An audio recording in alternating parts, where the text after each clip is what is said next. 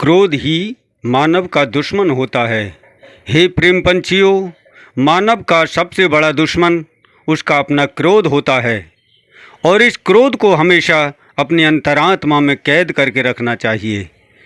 और जो मानव अपने क्रोध को काबू नहीं कर पाते उनको दुख अपनी ओर आकर्षित कर लेता है और वही मानव अपने क्रोध के कारण अपने परिवार को भी अपने दुखों में शामिल कर लेता है, क्योंकि बुद्धि से भटके हुए मानव अपनी आत्मा में मन के शैतान को पहचान नहीं पाते।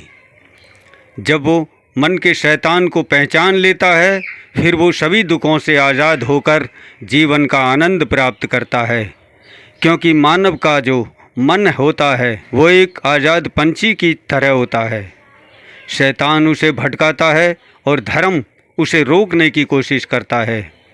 जब बुद्धि के परमात्मा की डोरी छूट जाती है तब शैतान पाप की ओर चल देता है, क्योंकि क्रोध में शैतान का वास होता है और शैतान पाप की ओर जाने का आदेश देता है।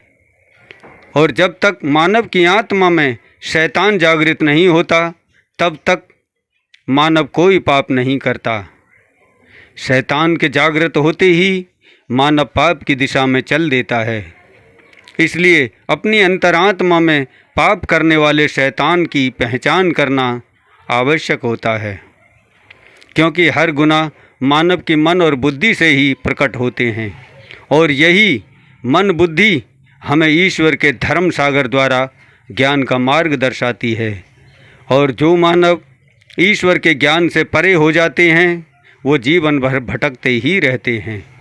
इसलिए मन में बसे क्रोध और शांति दोनों का ध्यान रखना परमात्मा का आदेश होता है और यही आदेश हमें धर्म और ज्ञान का संदेश देता है। यही सत्य है।